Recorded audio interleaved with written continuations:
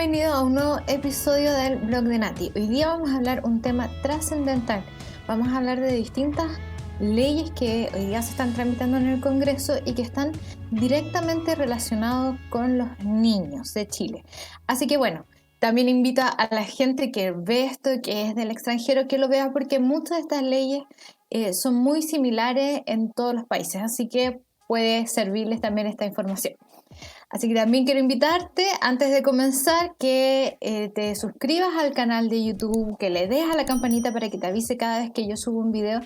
Y también, si prefieres el formato podcast, puedes escuchar este episodio en Spotify, en Google Podcast y en Apple Podcast. Así que bueno, ahí está con el aviso del principio y ahora sí nos vamos con el tema.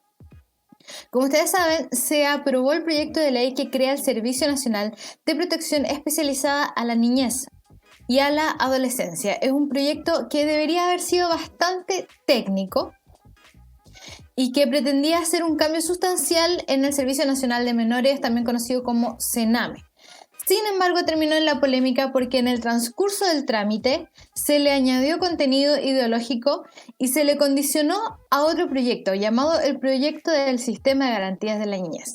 Ya vamos a entrar en ese proyecto. Entonces, vamos a revisar algunos artículos que son los que serían dudosos o polémicos, por decirlo así, que de este nuevo CENAME, nuevo tipo de CENAME que se supone que se aprobó. Quiero recordar que todos estábamos de acuerdo con que el CENAME necesitaba una reforma y esto no es un estar en contra de la reforma del CENAME, sino que hay ciertos temas que se introdujeron dentro de los artículos que lo hacen hacer cuestionado este proyecto.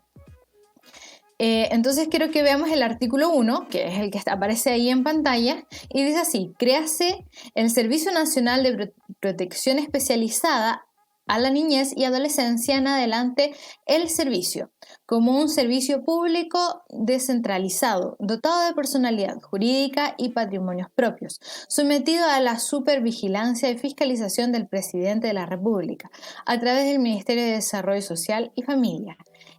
El servicio formará parte del sistema de garantías y protección integral de los derechos de la niñez y adolescencia. Entonces aquí vemos cómo empiezan como a entrelazar este servicio de protección para los niños con el sistema de garantías de la niñez. Al igual como hoy día está la Defensoría de la Niñez, ¿cierto? Ustedes conocen a la defensora, muy polémica en varios de sus dichos. Como por ejemplo que los niños que están en el vientre no son niños, así que ella no los protege a ellos, solo para dejarles un ejemplo. Entonces, la Defensoría de la Niñez también necesita de este sistema de garantías de la niñez para tener una función real, porque hasta aquí, más allá de algunas declaraciones y cosas así, no puede hacer mucho más. Si revisamos el siguiente artículo, el artículo número 4 de este mismo proyecto, no del sistema de garantía, sino que el del Servicio Nacional de Protección Especializada, dice: es principio rector esencial del servicio, sea que ejerza su función directamente o por medio de terceros, la consideración de los niños, niñas y adolescentes como sujeto de derecho y de especial protección. Todo niño, niña o adolescente personalmente es titular de todos los derechos que se reconocen a cualquier ser humano y adicionalmente de los derechos especiales o reforzados que les corresponda de acuerdo a su especial etapa de desarrollo, reconocidos en la Constitución Política de la República, en la Convención sobre los Derechos del Niño, en los demás tratados internacionales ratificados por Chile que se encuentren vigentes, en la ley que crea el sistema de garantías de protección integral de los derechos de la niñez y adolescencia y demás normas en materia de infancia y adolescencia. Como pueden ver ahí donde está marcado en color turquesa, dice Sistema de Garantías y Protección Integral de los Derechos de la Niñez y la Adolescencia. Aquí vemos cómo nuevamente se hace este link o esta asociación entre este sistema de protección, este Servicio Nacional de Protección, con el Sistema de Garantías de la Niñez.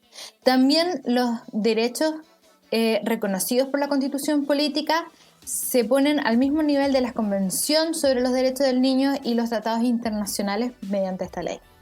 ¿Ya? y también pone al mismo nivel el sistema de garantías de la niñez, que vamos a entender después, y después vamos a analizar el sistema de garantías de la niñez para entender por qué es tan grave que esto sea así. Así que dice también, son también en la siguiente, en el mismo artículo, pero en la siguiente imagen, vamos a ver qué dice. Son también principios rectores de la acción del servicio, sea que ejerza su función directamente o por medio de terceros, el interés superior del niño, niña o adolescente, la igualdad, la no discriminación arbitraria, la autonomía progresiva, la perspectiva de género, la inclusión, la protección social y la participación efectiva que se manifestará, entre otras formas, a través del derecho a ser oídos, la libertad de expresión e información, el derecho de reunión y asociación. Así que bueno, como podemos ver, todos estos derechos también están reconocidos en el sistema de garantía de la niñez, pero aquí son reforzados. O sea, está diciendo que necesitamos el sistema de garantías de la niñez, pero de alguna manera igual refuerza estos conceptos, como por ejemplo la autonomía progresiva.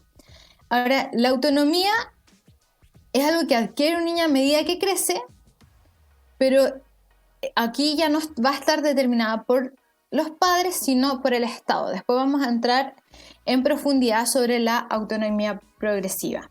También habla de la perspectiva de género, que no solamente se refiere a la igualdad de oportunidades entre hombre y mujer, sino que la perspectiva de género es reconocer que el género es un constructo social y por lo tanto cada uno puede elegir si es hombre o mujer. Después voy a fundamentar por qué estoy diciendo lo que estoy diciendo. Artículo 2, o sea, el siguiente dice, vamos a ver otro tema que hay, otro problema que hay con este proyecto. Por ejemplo, dice, en el desarrollo de su objeto, el servicio ejercerá sus funciones con un enfoque de derechos de manera concordante con la dignidad humana del niño, niña o adolescente, siempre orientado al ámbito familiar y sistémico. Hasta aquí está sonando todo muy bonito. Entendiendo al niño y niña adolescente en el contexto de su entorno, cualquiera sea el tipo de familia en que se desenvuelve. Y después en el artículo 4 dice, rigen además su función, sea que la ejerza directamente o por medio de terceros, el fortalecimiento del rol protector de la familia, el derecho de los niños y niñas y adolescentes a una vida familiar, el derecho y deber preferente de los padres y o madres, familias, representantes legales y personas que los tengan legalmente bajo su cuidado a orientar y cuidar a niños, niñas y adolescentes. Noten este detalle, habla de los padres y o madres. Este es algo que se repite constantemente también en el sistema de garantías de la niñez. ¿Por qué hablar de los padres y o madres? Y no hablar del padre y de la madre, porque hasta donde yo tengo entendido, todos tenemos un papá y una mamá. Ahora, aquí podemos ver que están dando por sentados que no solo se tiene un papá y una mamá, y de alguna manera, de forma indirecta, están reconociendo la adopción homoparental o están preparando la ley para cuando exista la adopción homoparental y quizás en un futuro también familias múltiples como en Canadá. Entonces quiero mostrarles ahora a ustedes un ejemplo de lo que se da en Canadá. En theglobeandmail.com salió una noticia de esta bebé que tiene 2 mamás y 2 papás. Gracias a la ley 28, una ley de Canadá que se hizo en el 2016, que se llaman Todas las familias son iguales, que asegura que los padres que conciben a los niños de una manera no estándar, o sea, como todos los niños se consiguen, sean reconocidos legalmente desde el nacimiento. Es decir, 2 mamás y 2 papás fueron reconocidos legalmente en el certificado de nacimiento de este bebé. Esto es una noticia del año 2016 de Canadá, o sea, ya estamos hablando de que hace 4 años atrás. Así que bueno, ¿será que este proyecto se está adelantando a los tiempos en Chile? Porque en Canadá vemos que estas cosas ya suceden y está reconociendo a los padres y madres de familias de distintas formas. Algo que no está dentro de nuestra Constitución, pero este proyecto de una forma indirecta ya lo reconoce. Ahora sí, volvemos al artículo 4. En quiero recordar lo que decía el artículo 4. Dice, rigen además su función, sea que la ejerza directamente o por medio de terceros, el fortalecimiento del rol protector de la familia, el derecho de los niños, niñas y adolescentes a una vida familiar, el derecho y deber preferente de los padres y o madres, familias, representantes legales y personas que los tengan legalmente bajo su cuidado. Noten esto, el a orientar y cuidar a los niños y adolescentes. Hasta donde yo tengo entendido, la Constitución lo que reconoce es el derecho preferente a educar a los hijos y no de orientar y cuidar simplemente. Entonces ya estamos bajando la responsabilidad de los padres o el derecho de los padres, que es a educar al hijo, y ahora los hijos tienen que ser simplemente orientados y cuidados por los padres bajo los lineamientos del Estado. Estamos diciendo eso, o sea, ¿por qué van cambiando los conceptos cuando siempre el derecho que se reconoce a los padres es el derecho preferente a educar a sus hijos, no solo a cuidar y a orientar? Los padres evidentemente cuidan y orientan a sus hijos, pero no es lo único que hacen, y lo más importante es que ellos educan a sus hijos. Ahora, entonces aquí vamos a entrar a lo que es el sistema de garantía de la niñez, porque las cosas que nosotros estamos viendo en este proyecto del Servicio de Protección de Menores, en realidad son conceptos que están siendo tomados o que también aparecen, mejor dicho, del sistema de garantías de la niñez. Entonces, por ejemplo, el sistema de garantía de la niñez, alguna de las cosas que hace es poner a los tratados internacionales y a la Convención de los Derechos del Niño al mismo nivel de la Constitución. También obliga al Estado, por medio de esta ley, que solicite la cooperación internacional para obtener recursos necesarios. Ahora nosotros tenemos que entender, y lo dice una y otra vez, si los recursos no son suficientes, los recursos que el Estado tiene, entonces debe pedir ayuda internacional o cooperación internacional, para ser más exacto, para que nos ayuden con los recursos. El problema es que el que entrega recursos pone las reglas. Y eso sabemos que es así, y es una de las cosas que ocurrió, por ejemplo, en Argentina, cuando se discutió la ley del aborto. ¿Por qué se discutió esa ley? Porque habían organizaciones internacionales que habían puesto recursos, pero como condición habían pedido que se discutiera la legalización del aborto. Ahora, si vamos a ver los articulados del sistema de garantías de la niñez, y vamos a ir al artículo 7. Lo primero que establece en el artículo 7 es la autonomía progresiva como un principio fundamental de esta ley, donde dice: todo niño en conformidad a la ley podrá ejercer sus derechos por sí mismo en consonancia con la evolución de sus facultades, su edad y madurez. Los padres y o madres, fíjense que esto es recurrente, representantes legales o las personas que los tengan legalmente a su cuidado, deberán prestarle orientación y dirección en el ejercicio de sus derechos. Ahora, nosotros tenemos que entender que la autonomía progresiva es un proceso natural. Todos los niños se van volviendo más autónomos a medida que van creciendo, van teniendo más responsabilidades y también van teniendo más permiso, poder decirlo así, o en otras palabras, más derechos a ciertas cosas. Entonces es un proceso natural. El tema es que hoy día la autonomía progresiva de los hijos está determinado por los padres y puede tener distintas variables que va haciendo distinto en cada niño y en cada familia. Por ejemplo, la seguridad del niño es determinante frente a su autonomía. Por ejemplo, un niño que vive en una ciudad o una comuna más segura va a tener mayores posibilidades de, por ejemplo, salir solo a la calle o ir a la casa del vecino o ir del colegio a la casa al colegio. Si un niño vive en un barrio que es más peligroso, es más probable que los padres no sean tan permisivos y lo restrinjan un poco más por seguridad del propio niño. También el estilo educativo de cada padre también es determinante. Hay padres que son mucho más permisivos, que dan permiso mucho más antes, y hay padres que son más restrictivos y que más...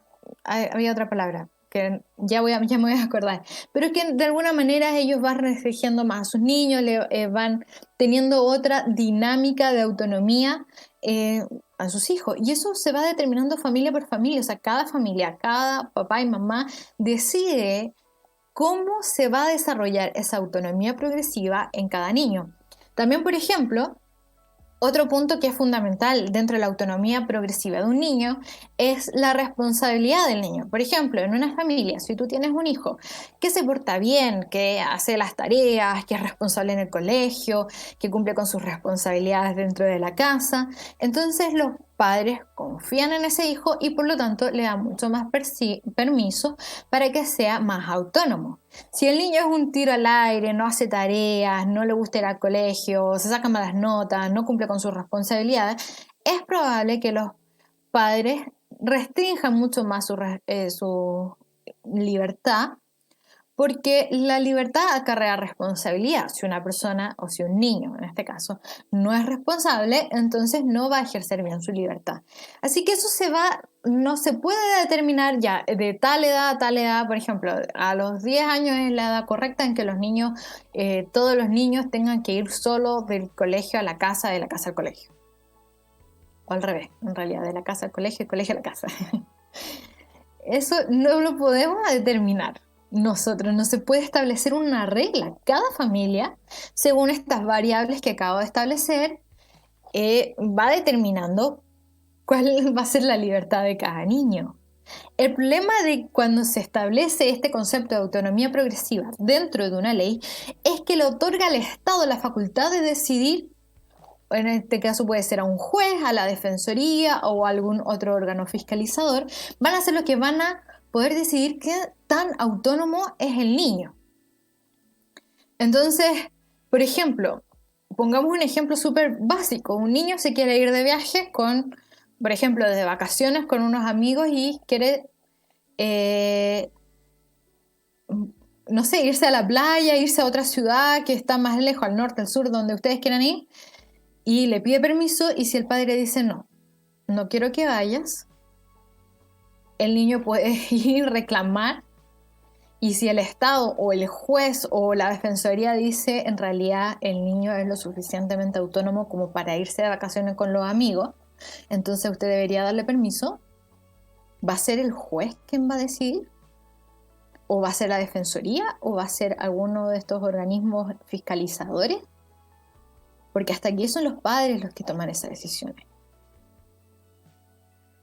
O por ejemplo porque les puse ya quizás un ejemplo básico y que la gente dice, no, pero eso no va a suceder, o sea, ¿qué niño va a demandar a sus padres por esto? Bueno, entonces pongamos algo más posible. Un niño que se quiera cambiar la identidad de género. La ley de la identidad de género permite cambios de género registral a niños de 14 a 18 años, con el apoyo o la aprobación de uno de los dos padres.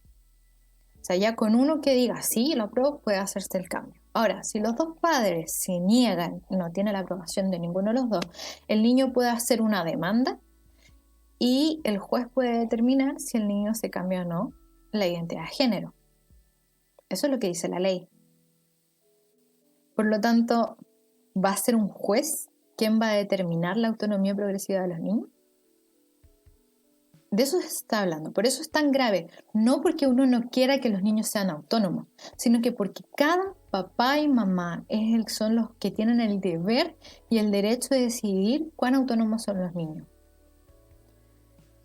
Y no puede ser un juez que no conoce al niño o una defensoría que no conoce al niño, que no ama al niño, que no necesariamente va a conocer qué es lo mejor para ese niño, quien decide si realmente puede cambiarse o no la identidad de género.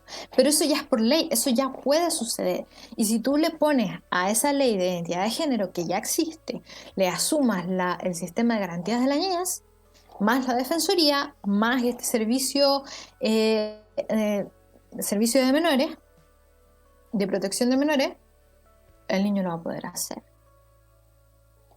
Esto es grave, muy grave.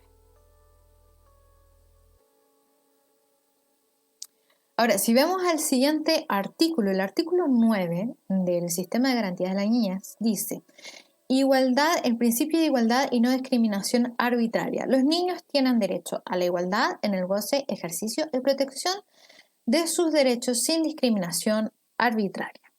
Ahora aquí, hasta aquí parece muy bonito. Entonces dice, ningún niño podrá ser discriminado en forma arbitraria en razones de su raza, etnia, nacionalidad, cultura, estatus migratorio, carácter refugiado o asilado, idioma, opinión política o ideología, afiliación o asociación, religión o creencia, situación de discapacidad socioeconómica, de maternidad o paternidad, nacimiento, sexo, orientación sexual, identidad de género, expresión de género, características sexuales, estado civil, edad, desarrollo intrauterino, filiación, apariencia personal, salud, etc.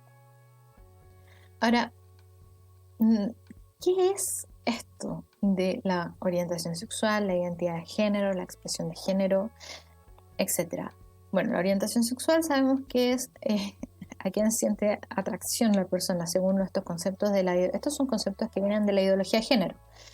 Y esa vendría a ser la orientación sexual. La identidad de género, según la ley que reconoce y da protección al derecho a la identidad de género, dice que se entenderá por identidad de género la convicción personal e interna de ser hombre o mujer, tal como la persona se percibe a sí misma, la cual puede corresponder o no con el sexo y nombre verificado en el acta de inscripción de nacimiento.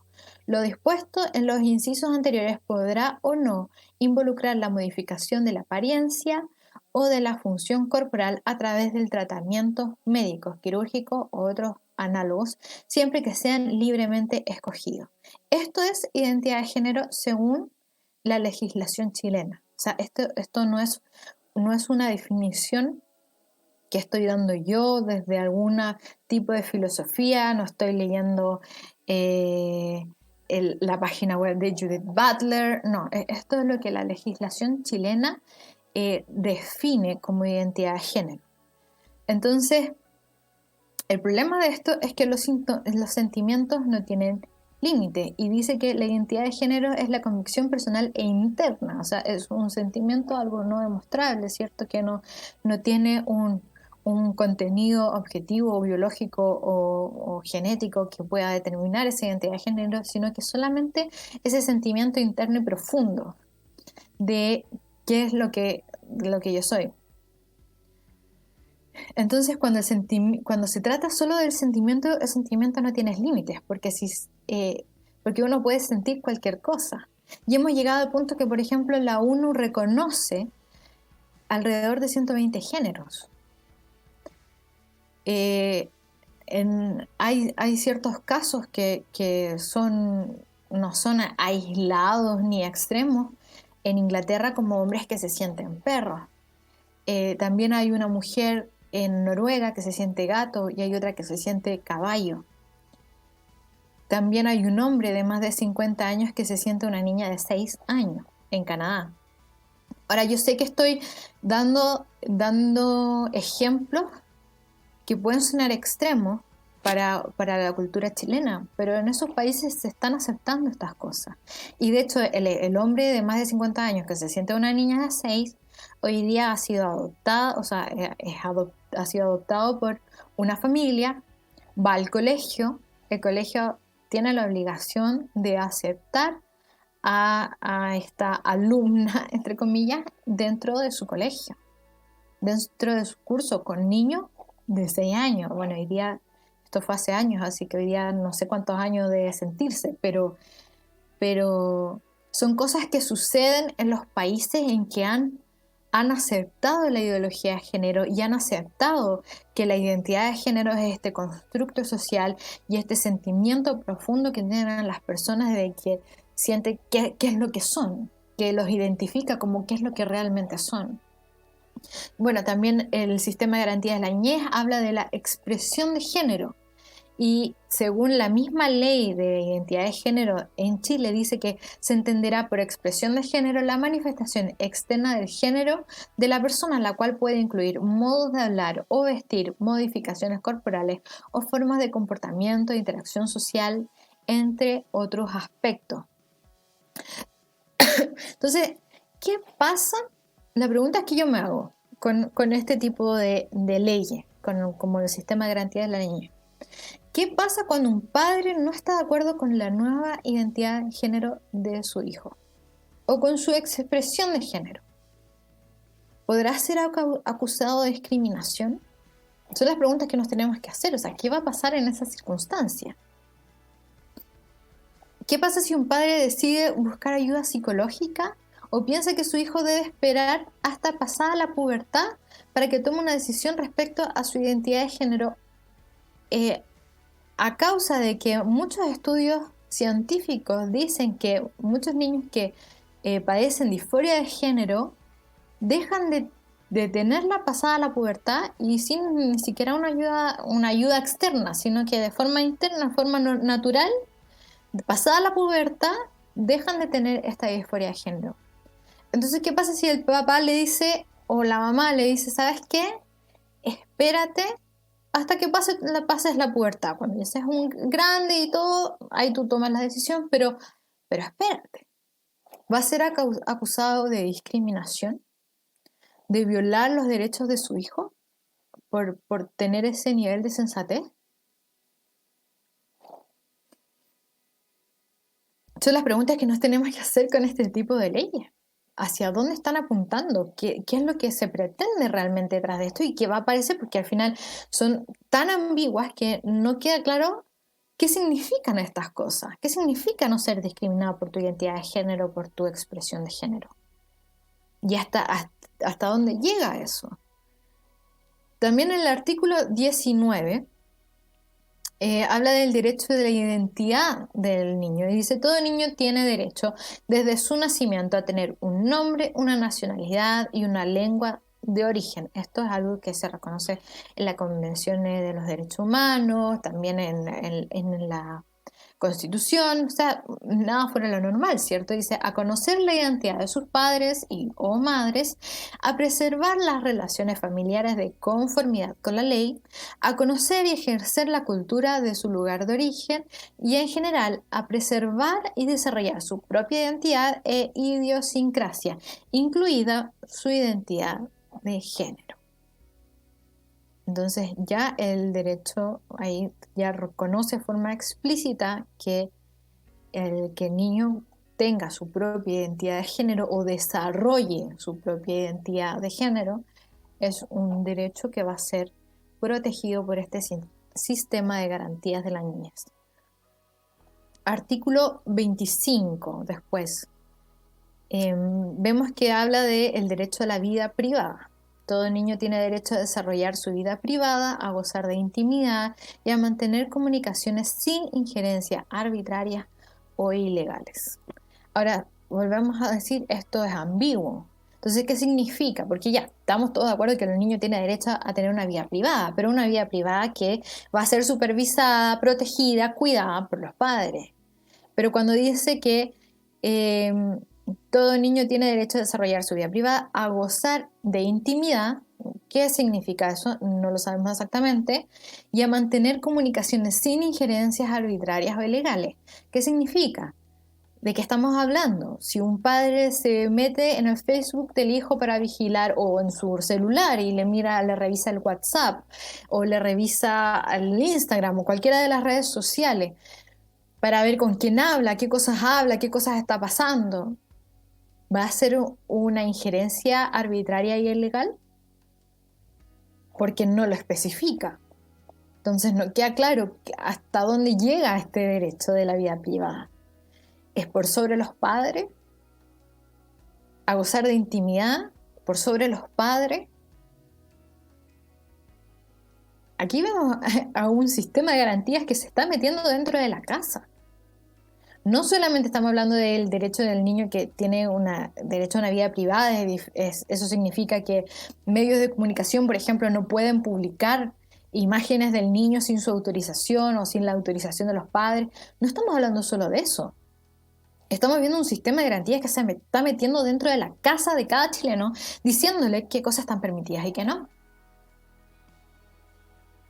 El artículo 37 también dice, medidas de prevención y protección del embarazo maternidad y paternidad de menores de 18 años. Ahora, este artículo parece bueno porque pareciera que es una protección a la maternidad de las niñas que quedan embarazadas siendo adolescentes. Pero después dice, asimismo, los niños tienen derecho a una educación sexual integral, o sea, va a ser obligación que también una vez que salga el sistema de garantía de las niñas, que se legalice y salga luego el proyecto de ley de educación sexual integral, porque este proyecto está obligando a la educación sexual integral. Y dice entonces, el niño tiene derecho a una educación sexual integral y responsable que incorpore la prevención de embarazos no deseados. Ahora, si se legaliza el aborto libre, significa que dentro de esto se va a enseñar el aborto libre. Y también es probable que se enseñe el aborto a 3 causales, porque es parte de la salud reproductiva de las personas, entre comillas, porque se vean las comillas. Entonces, me sigo haciendo la misma pregunta. ¿De qué se trata este sistema de garantías de la niñez? Porque hay muchas expresiones que son medias ambiguas y uno dice, bueno, ¿hacia dónde vamos? ¿Hacia dónde vamos con este sistema de garantías de la niñez? A obligar a que se entregue la educación sexual integral, ¿ok? ¿Cuál? La que presentó el Frente Amplio, porque esa se llama así, la otra no se llama así. La otra se llama educación sexual. La ley que hoy día, la actual, se llama solo educación sexual, no es integral. No tiene el apellido de integral. Entonces, con esto van a obligar a que se tramite y que se apruebe el proyecto de ley de educación sexual integral. Hablemos entonces sobre el proyecto de ley de educación sexual integral, a ver qué cosas contrae este proyecto. Porque es un proyecto que está presentado principalmente por diputados de izquierda, sobre todo el Frente Amplio y Jaime Belolio. Aunque Jaime Belolio no es de izquierda, pero es el único de derecha que firmó este proyecto. Dice, en el mismo proyecto dice que está inspirada en el movimiento feminista. Sí, ese mismo movimiento feminista que anda cantando que el Estado, ¿cómo es? El Estado, se me olvidó la palabra, pero el Estado es un macho violador. El Estado opresor, ya me acordé. El Estado opresor es un macho violador. Está inspirada en el movimiento feminista. Está inspirado también en organizaciones civiles de derechos humanos, las mismas organizaciones que hoy día están tan cuestionados, y acuerdos internacionales como el de la UNESCO y la ONU. La misma ONU que reconoce 120 géneros. Paso el dato. Participaron en la redacción del proyecto de la UNESCO, Colegio de Profesores, APROFA, que es la filial de IPPF, una de las compañías más grandes de aborto en el mundo, y Corporación Miles, que fue una de las principales en trabajar en la promoción de abortos 3 causales. O sea, sabemos que si estas organizaciones están participando en esto es porque está directamente relacionado con la legalización del aborto y lo que ellas quieren. Estas organizaciones están tratando de empujar el proyecto de aborto libre en Chile. Así que bueno, esas son las organizaciones que están detrás. ¿Y qué dice el proyecto? El proyecto dice que el problema de la educación sexual actual tiene 3 puntos que son principales. Se aborda de una arista valórica y no social. Ese es un problema. O sea, que se enseñe educación sexual con valores es un problema en este proyecto. Se reduce a una responsabilidad exclusiva que se impone a las familias. O sea, que las familias esté a cargo de la educación sexual de los hijos es un problema para este proyecto. Se aborda desde la salud enfocado en lo biológico y científico. Significa que le molesta que le den una mirada científica a la educación sexual. ¿De qué estamos hablando? Otro de los problemas que tiene la educación sexual, la actual, no la ESI, dice, asimismo, el derecho internacional y específicamente los órganos de derechos humanos han considerado que la familia de acceso a la educación sexual, han considerado la falta de acceso a la educación sexual, la productiva como una barrera para el cumplimiento de la obligación estatal de garantizar los derechos a la vida, a la salud, a la no discriminación, a la educación y a la información. En definitiva, es consagrado como una obligación del Estado. En otras palabras, lo que este proyecto está diciendo es que la educación sexual debe ser considerado un derecho humano, en donde no solamente es un derecho humano en sí mismo, sino que emana otros derechos humanos, como la vida, la salud, la no discriminación, la educación, acceso a la información, que son varios de los derechos que también están dentro del sistema de garantías de la niñez. Entonces, por eso es importante y no puede quedar a manos de la familia. Porque si la familia no enseña lo que ellos consideran que debe enseñar, entonces se va a estar violando los derechos humanos de los niños. En otras palabras, si tú te opones a la ESI, después cuando esto ya sea una ley, no hoy día, pero cuando esto ya sea ley, si alguien se opone a la ESI, lo que va a estar haciendo es violando un derecho humano de los niños. Y no solo eso, sino que va a estar violando un derecho donde emanan los otros derechos. Entonces no va a estar violando uno solo, sino que va a estar violando varios derechos a la vez. Ahora, según este proyecto, ¿cómo debería ser la educación sexual integral? No valórica sesgada. O sea, ¿qué significa eso? Obviamente no lo dicen. ¿Qué es sesgado para ello? No te lo van a decir. Lo van a decir una vez que la ley esté hecha, ¿cierto? Pero ¿será una cosmovisión cristiana de la sexualidad va a ser sesgada para ellos? Probablemente. Muy probablemente, porque eso es lo que hoy día a ellos les molesta. Tiene que ser laica. O sea, los colegios religiosos que tienen un proyecto educativo religioso, olvídense de poner su mirada religiosa en la educación sexual, porque tiene que ser laica. Desde parvularia, o sea, desde muy chiquitito vamos a estar enseñando educación sexual integral, con perspectiva de género. Ahora, mucha gente cree que cuando habla de perspectiva de género está hablando de la igualdad entre hombres y mujeres. No, señora, porque si nosotros leemos lo que significa género o la identidad de género en nuestra propia legislación, la identidad de género tiene que ver con ese sentimiento profundo de ser hombre y mujer. Así que van a enseñarle a los niños que ellos tienen que aprender y descubrir cuál es su identidad de género. Con principios de autonomía progresiva. La misma autonomía progresiva que está en el sistema de garantía de la niñez. Tiene que haber un desarrollo pleno, libre y seguro de la sexualidad, la afectividad y el género. Y la educación tiene que ser educación sexual explícita. ¿Qué significa eso? Tampoco te lo dicen exactamente. Ahora, bajo este tipo de educación, que se le llama ESI en muchos países, en países como Argentina, en España, en Canadá, en Estados Unidos, también en Inglaterra, se está enseñando la masturbación, por ejemplo, a muy temprana edad, 4, 5, 6 años, de eso estamos hablando. También se está enseñando exploración de orientación sexual, o sea, que los niños exploren, que experimenten hacia quién se sienten atraídos. Y estamos hablando a temprana edad, estamos hablando de niños 6, 7 años. También exploración de la identidad de género, en donde a los niños se les insta, por ejemplo, a los hombrecitos a jugar con muñecas, a ponerse vestiditos, a maquillarse y todo para probar si se siente identificado con las mujeres, y lo mismo la niñita con cosas de hombres para ver si se sienten identificados, o los obligan a jugar con juguetes, o los obligan. No tienen ahí. Obligan a los niños a que jueguen con juguetes neutros para que ellos no sean determinados culturalmente si son hombres o mujeres. Esas cosas que estaban pasando en otros países bajo este tipo de leyes. También en Estados Unidos, por ejemplo, se han visto drag queen leyendo cuento a niños. Si usted no sabe lo que es un drag queen, escriba drag queen en Google y va a saber lo que es un drag queen. También están dando resultados como que en Inglaterra ha aumentado tratamiento de transexualidad en un 1000% en 5 años. 1000%.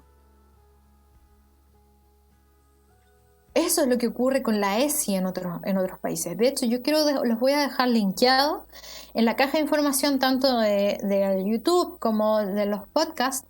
Les voy a dejar linkeado un documental que se llama Guerra contra la Niñez o The War on Children, y ahí va a ver, esto es algo que está ocurriendo en todos los países del mundo y cómo organizaciones internacionales han llevado esto a otros países, sobre todo Latinoamérica y África, porque en Europa y Norteamérica ya está esto. Entonces están tratando de meterlo en países que hemos sido más resistentes a este tipo de ideología. Así que bueno, ahí se los voy a dejar para que lo vean después de este video. No lo vaya a ver al tiro, sino que cuando termine el video, vaya y métase ese link y vea.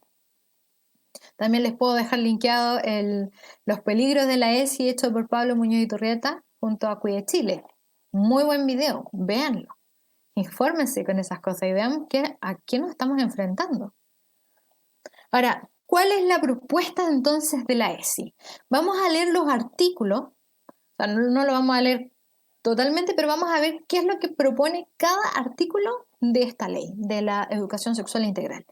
En el artículo 1, la educación sexual integral debe ser consagrada como un derecho humano. Es decir, el Estado debe proteger, promover y garantizar el ejercicio de este derecho. Esto significa que la educación sexual integral va a ser garantizado primeramente no por los padres, sino que por el mismo Estado.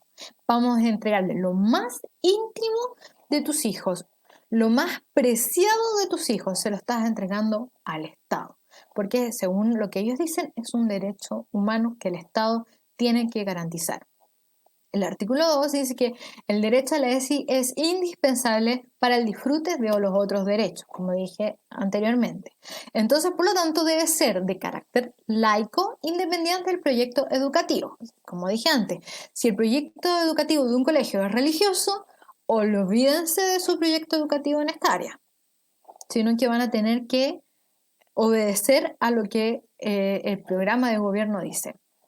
Debe considerar la autonomía progresiva y debe tener un desarrollo pleno, libre y seguro de la sexualidad, la afectividad y el género. ¿Qué significa esto? ¿Qué significa el desarrollo pleno del género? ¿Que le van a enseñar a cada niño que descubra cuál es su identidad de género? Porque eso es lo que están haciendo en otros países. Entonces, cuando uno dice esto, como me dijera a mí en un programa de radio, a uno lo tratan de arcaico, pero es que esto es lo que está diciendo la ley. Y eso es lo que ocurre en otros países. O sea, no es arcaico, es absolutamente actual. Y como ven, los colegios, como dije ya antes, los colegios con un proyecto educativo religioso van a tener ese problema públicos y privados, no solamente los públicos. Ojo con eso. ¿Qué más propone la ESI? En el artículo 3 dice, se debe impartir ESI dentro de las propuestas educativas de todos los establecimientos educacionales reconocidos por el Estado, desde educación parvularia a superior. Todos los establecimientos educacionales reconocidos por el Estado, todos, públicos y privados. Cuarto, artículo 4. El Estado garantizará la ESI obligatoria. Mineduc propondrá los lineamientos, los objetivos y los métodos que se aplicarán. Artículo 5. Dice, el artículo 5 determina las sanciones para aquellos establecimientos que se abstengan de la ESI. O sea, no van a poder abstenerse, no van a decir, mira, nosotros no vamos a enseñar esta materia, la dejamos solo a los padres. Están obligados a hacerlo. Si tienen su propio proyecto, van a poder presentar al Ministerio de Educación su proyecto, pero si no está dentro de los lineamientos que establece esta ley, entonces el Ministerio de Educación se va a ver obligado a rechazar el proyecto que presente el colegio.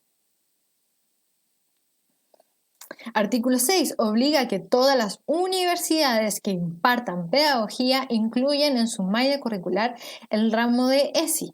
Esto significa que no solamente el colegio no va a poder imponer su proyecto educativo en esto, sino que los profesores van a venir todos muy bien adoctrinados por las universidades en el tema de educación sexual integral. Y el artículo 7 dice que deroga la ley actual de educación sexual. Este es un punto muy importante porque la ley actual, si bien dice que la educación sexual es obligatoria en enseñanza media, es muy explícito en afirmar que cada colegio puede adecuar la educación sexual a su proyecto educativo. O sea, cada colegio crea un proyecto en tema de educación sexual y eso es lo que enseña a los niños, bajo la línea de su propio proyecto. Al borrar eso, los colegios no van a tener a qué ley acogerse para defender su derecho a determinar cuál es su proyecto educativo en esta área. Ahora mucha gente dice, bueno, pero si es que el Ministerio de Educación también determina qué es lo que se enseña en matemáticas, en lenguaje, sí, pero el tema es que la sexualidad no solamente es un tema valórico, un tema profundo, sino que es un tema íntimo de los niños. ¿Por qué va a ser el Estado quien va a determinar algo tan profundo, tan importante y tan íntimo como la sexualidad de los niños? ¿De qué se trata? Ahora tenemos que entender que todas estas leyes están íntimamente relacionadas, se complementan unas a otras, como podemos ver. O sea, yo lo que hice fue leerle algunos artículos y están todos los artículos, muchos de ellos relacionados, con todos los que yo leí por lo menos. Y esto va a llenar de mucha confusión a los niños. Y va a haber una hipersexualización de los niños por medio de estas leyes, sobre todo en lo que es la ESI. Ahora, uno de los puntos más graves es que los más pequeños, al ser concretos y al no tener todavía desarrollado el pensamiento abstracto, ellos no van a distinguir entre lo bueno y lo malo. Por mucho que tú le digas, mira, le muestres la escena y esto no se hace, el niño no distingue entre lo bueno y lo malo. El niño, si es estimulado en su sexualidad, simplemente va a repetir la conducta.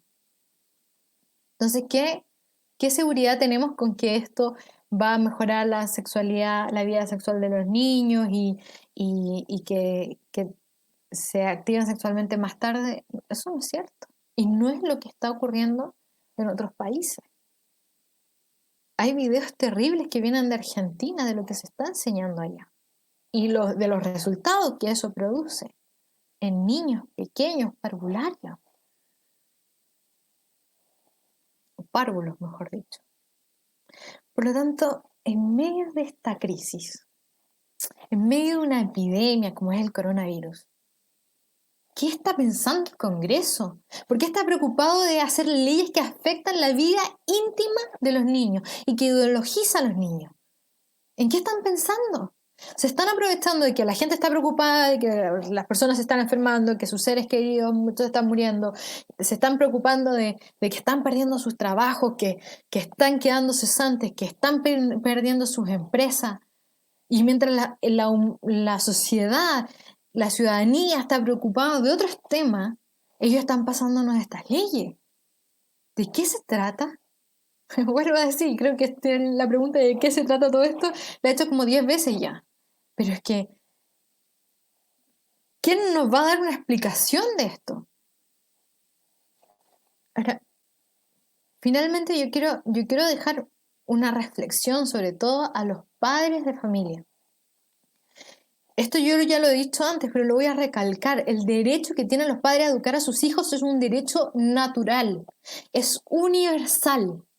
No es un derecho que te otorga el Estado, es un derecho otorgado por Dios que antecede al Estado. O sea, el derecho que tenían los padres a educar a los hijos existía antes que el Estado existiese.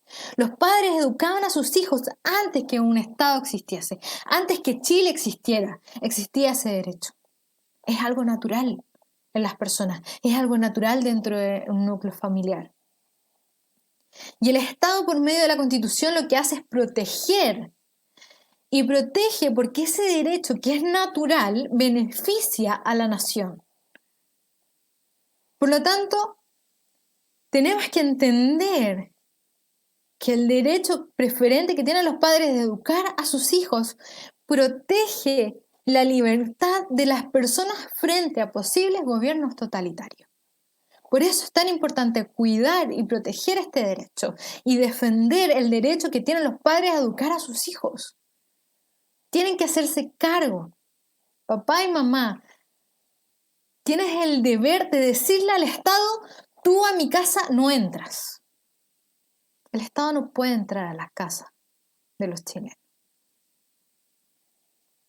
Tú no te metes en lo más íntimo de la vida de mis hijos. Con mis hijos, tu Estado, no te metas. Eso es lo que hoy día nosotros tenemos que decir. Fuerte y claro. Porque este no es un derecho que no nos ha otorgado el Estado. Es un derecho que nos pertenece de forma natural.